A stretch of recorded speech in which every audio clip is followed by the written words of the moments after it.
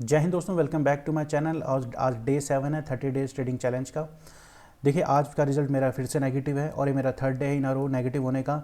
Reason क्या था मैं आपको चार्ट पे लेके चलता हूँ और ये नॉर्मल रीज़न है और ये मिस्टेक्स कॉमन है जो सबसे होती हैं।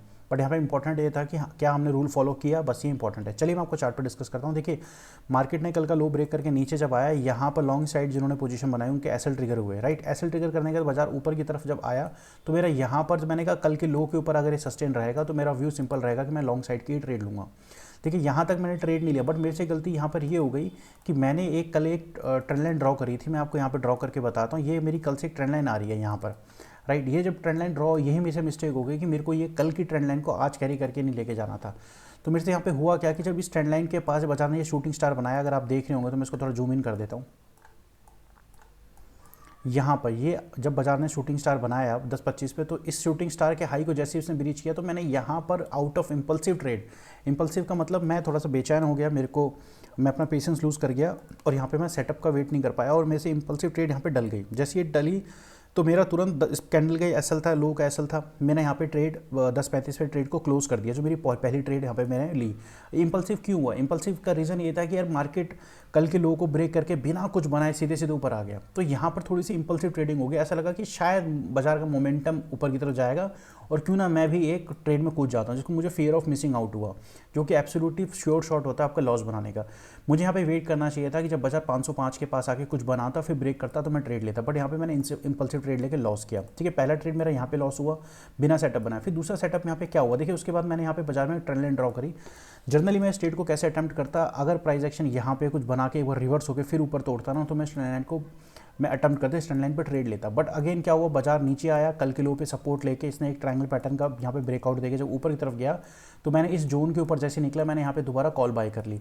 अगेन ये मेरी इंपल्सिव ट्रेड थी, ट्रेड नंबर 2 था मेरा। अगेन मेरी इंपल्सिव ट्रेड थी बेचैनी में कि यार कल भी लॉस था, मेरे को मंडे भी लॉस हुआ, ट्यूसडे भी लॉस हुआ और आज सुबह पहली ट्रेड में लॉस हो गया। चलो ये थर्ड ट्रेड मैंने फिर ले ली इस उम्मीद में, यहाँ पे होप चल रही है, यहाँ पे लॉजिक नहीं चल रहा, सिर्फ होप चल रही है कि यार अगर ये ब्रेक करेगा ना तो डे हाई को सीधे सीधे ब्रेक करेगा। मतलब ये जो मूव यहाँ पे ब्रेक करेगा, मैं ये वाला मूव एक्सपेक्ट कर रहा था कि यहाँ पर ये वाला मूव आएगा, बट आया नहीं। क्योंकि रीज़न क्या है भाई, जो चीज़ दिखती है वैसी होती थोड़ी है। ये तो सबको ही पता है कि यहाँ पे जाएगा, बट यहाँ पे दूसरे प्लेयर के भी ऐसे लगे हैं, बिग प्लेयर यहाँ पे शॉर्ट करने की कोशिश करेंगे। तो जैसे मैंने यहाँ पे इंपल्सिव ट्रेड यहाँ पे लिया तो अगेन मार्केट जब नीचे की तरफ आया तो मेरा दोबारा यहाँ पर एसएल हिट हुआ छोटा सा, तो मेरे को दूसरी ट्रेड मेरी अगेन यहाँ पे गलत हो गई। तब मेरा थोड़ा मोटिवेशन यहाँ पे लो हो गया। अगेन यहाँ पे क्या है ना कि अब मेरा यहाँ पे सेटअप बन चुका था। सेटअप क्या बना था, देखिए सेटअप मैं बताता हूँ। बाजार ने मॉर्निंग का एक हाई शूटिंग स्टार बनाया, दोबारा यहाँ पे रेजिस्टेंस फेस किया, फिर यहाँ रेजिस्टेंस फेस किया। बट यहाँ पर मैं क्या हुआ, मैं यहाँ पे सिस्टम छोड़ के थोड़ी देर के लिए अपने सिस्टम से दूर हो गया।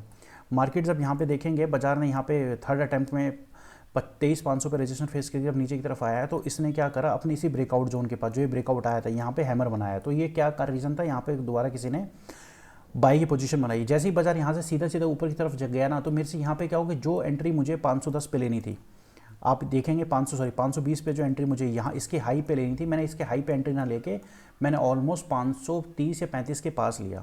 अब यहाँ पे क्या हुआ, एंट्री मेरी होगी लेट, रिस्क रिवॉर्ड मेरा बिगड़ गया। अब इस सिचुएशन पे क्या होगा, जब आपने एंट्री लेट लिया रिस्क रिवॉर्ड बिगड़ जाएगा, तो अब बस यहाँ पे फिर ट्रैप हो गया मैं। थर्ड अटैम्प्ट में जब मैंने यहाँ पे एंट्री लिया तो मुझे ये लगा कि बाजार ने एक आज इंपॉर्टेंट सपोर्ट तोड़ा है, सॉरी इंपॉर्टेंट रेजिस्टेंस को ब्रेक करा है, तो हो सकता है कि मार्केट में यहाँ से ऊपर की तरफ आए और प्राइजेशन एक बार 23,600 के पास बाजार हमें दिखाए। बट हुआ इसका उल्टा, बाजार ने 23,580 से ही बाजार ने रिवर्स लिया और मेरी यहाँ पे थर्ड ट्रेड भी यहाँ पे गलत हो गई। देखिए ये जो ट्रेड गलत हुई है ना, इसके पीछे देखो सिंपल रीज़न था। पहला रीज़न मेरा ये था कि मैं इंपल्सिव हो रहा था, मुझे सेटअप का वेट नहीं कर पाया। लेकिन मार्केट देखिए हमेशा काइंड रहा मेरे लिए, बाजार ने सेटअप बनाया। मैं आपको बताता हूँ मेरा सेटअप कहाँ बना।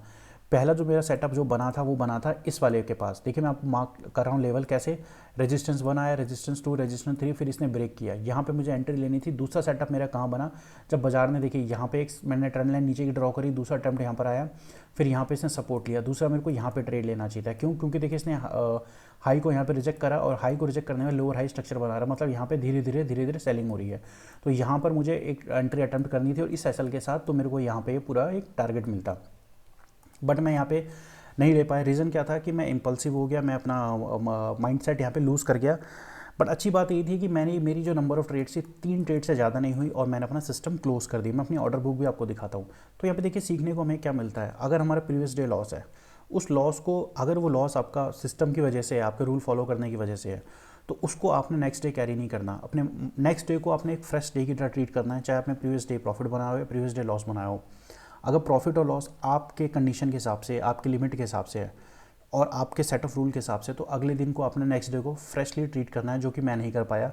और किसी भी सिचुएशन पे, चाहे बाजार में बड़ी कैंडल बन जाए, जैसे ये कैंडल बनी, ये प्राइस एक्शन कैंडल बनी, कभी भी इम्पल्सिव ट्रेड या इम्पेशेंट ट्रेड, पेशेंस लूज़ नहीं करना और तुरंत जंप नहीं करना। हमेशा अपनी सेटअप का वेट करो।